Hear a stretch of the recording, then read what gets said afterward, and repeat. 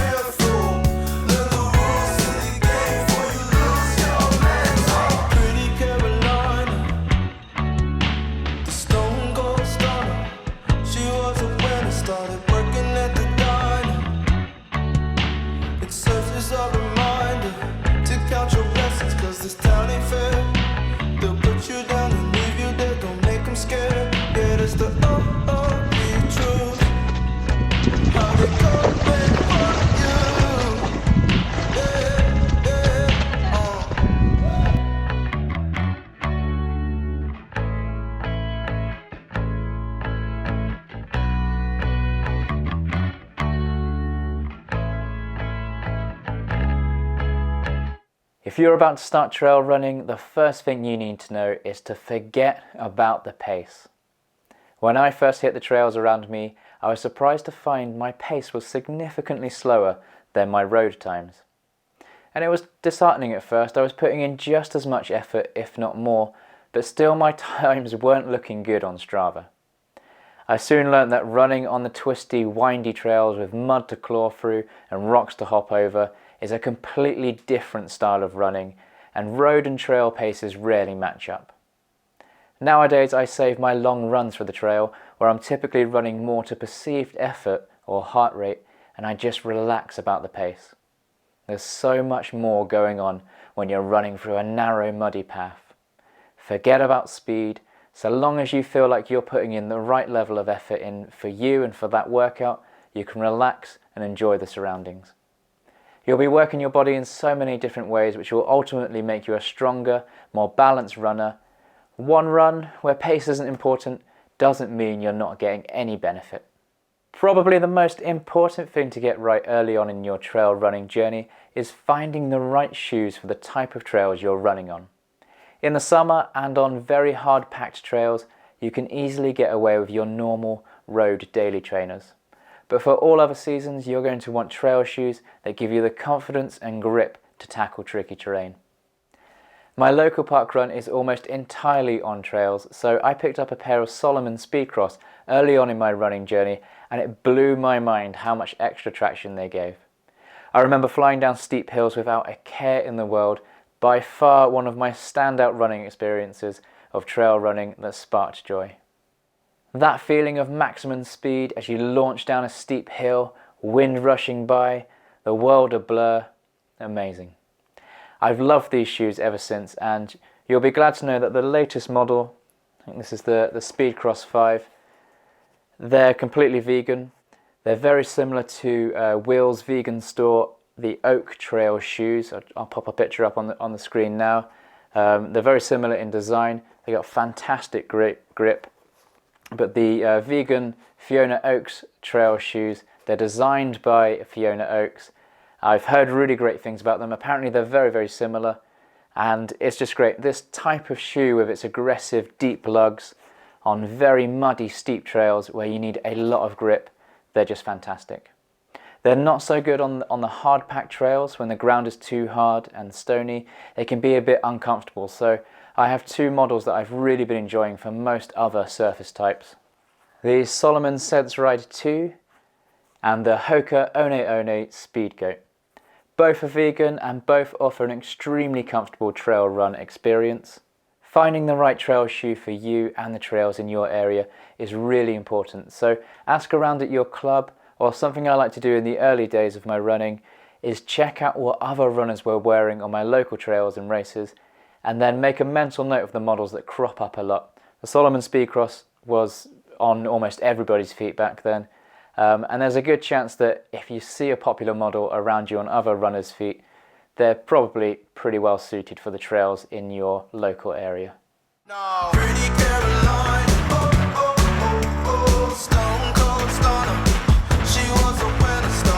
If you're going to get into trail running, well, you've got to love the mud. There's no getting around this one. You've got to love a bit of mud when you're trail running. Whether you're navigating a river crossing or circling a bog, you've not got much chance of avoiding muddy legs. And it's not uncommon to put your foot down on what you think is going to be firm ground, only to find yourself ankle or sometimes knee deep in the sticky brown stuff. Not that sticky brown stuff, usually.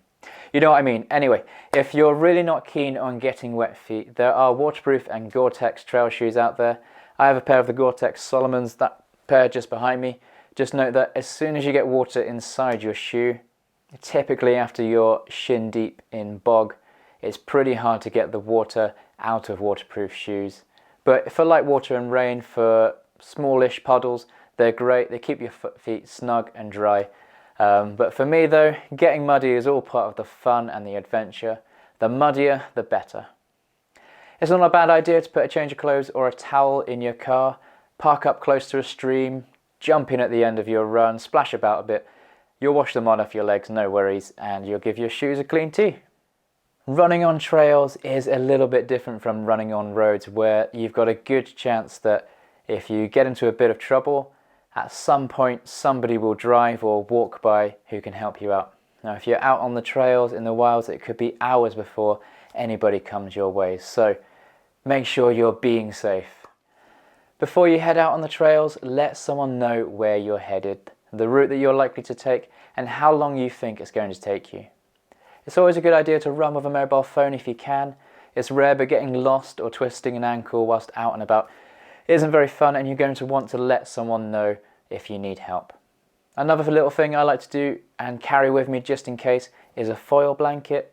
It's tiny, it fits into a back pocket, but it will really come in handy if you or another trail runner gets into trouble out in the wilds. There's plenty of pocket-sized options on the market. I'll leave a link to a couple I like down below. It's also a really good idea to take some food with you, even if you wouldn't normally for your runs of a usual distance or time. If you need to stay out longer than planned or you get lost, a little bit of extra energy can keep you going and thinking straight. Another little safety tip is to set up a beacon contact on Strava. Your contact then can track your run whilst you're out. You need to have your phone with you for this to work though, but it's great. They can see where you are, and if you're paused for a very long time, they can help you out. When you start trail running, don't forget to enjoy the beauty of the trails. Take moments to pause and breathe in the beauty of nature, and remember to feel gratitude for that awesome body of yours for getting you where you are. In my early days of trail running, I felt like I couldn't stop. I didn't want it to affect my time, I didn't want it to affect my training, but now I just enjoy every single moment. If I see something interesting, I climb a tall, or I find a panoramic vista, I'll take a moment or three to just soak it all up.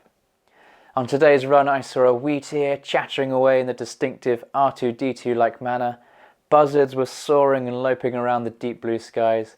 There's bright yellow gorse bushes smelling of coconut, and there were brilliant uninterrupted views of moorland from the top of Shillitoe. For me, that's what trail running is all about. Another little tip for trail running is to have some kind of navigation with you. It's really helpful. I plan just about every trail run on Strava first, and almost every time I run a new route, I have to make some kind of alteration due to fallen trees or overgrown paths that have long been abandoned, or bogs that are passable in summer but definitely not in winter. Having some kind of map on you can be a real lifesaver in those moments. I started using Google Maps on my phone to begin with, but then I found a Garmin with a Maps feature is just brilliant. I can see all the nearby paths and the features I need, as well as being able to see the route that I've just run. There's also a really cool breadcrumb trail feature that will guide you back to the starting point of your run, just in case you get lost. If your Garmin doesn't come with maps as standard, I know there's an app you can download for the Forerunner 245 which works really well. I'm pretty sure it's available on other models too. It's really well worth having that navigational help on your wrist. I also use physical features such as rivers and tours to help guide my way.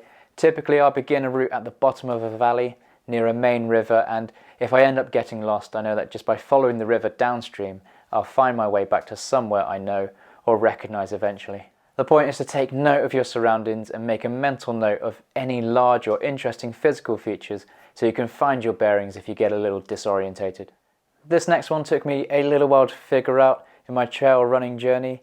You need to adopt different running styles for different terrain.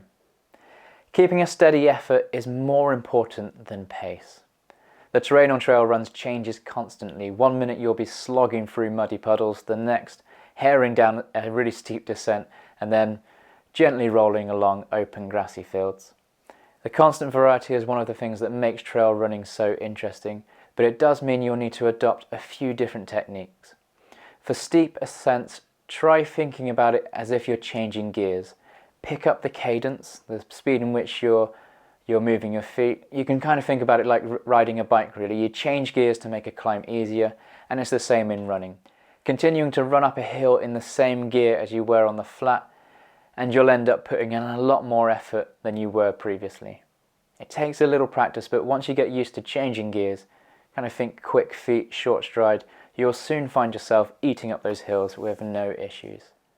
Some hills on the trail are so steep it's actually more efficient to walk. One technique to tackle these hills is to bend at around about a 45-degree angle from the waist and push off your thighs with both hands lightly as you ascend the hill. Give it a try and let me know how you get on in the comments below. Descents are similar, particularly on technical, tricky terrain. Try not to lean back too much. That tends to be the tendency of braking and using your quad muscles a bit too much. Lean into the hill. Be confident that your legs will catch you.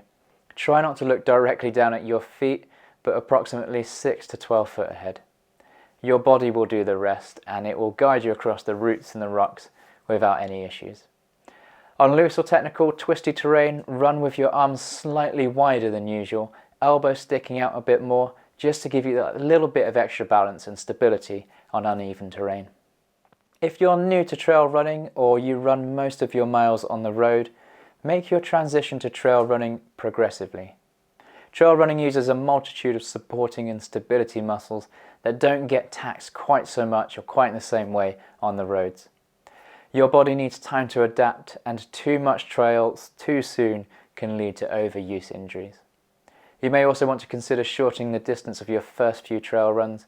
Let's say you want to replace your weekly 10-mile long run with a trail run? Well, 10 miles on the trail is a very different 10 miles than the road. Your body is going to be worked in a lot of different ways than it normally would be. So it'd be a good idea to cut back by a few miles to give your body a chance to adapt. Another way of doing this is by time. So if your weekly long run is about an hour, try to head out on the trails for the same or a slightly shorter amount of time.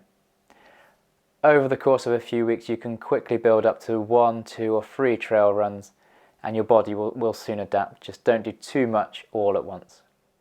So maybe you're thinking, that's great, I really want to get out onto the trails, but how do I know where to run? Well, nothing beats running with a buddy, and if you have one that enjoys trail running, then that should be your first port of call. Ask them to take you out on the trails and show you a few of their favourite routes.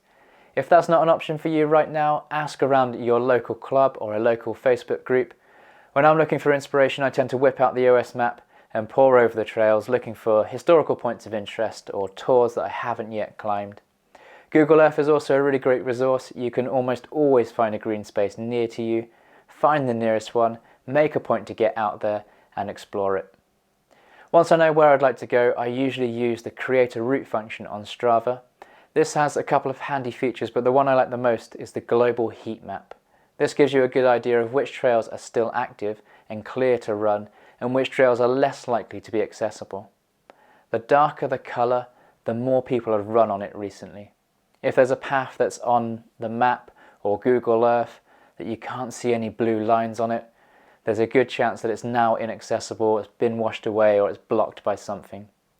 I found loads of really interesting stuff on my doorstep from trail running, stuff that I didn't even know existed.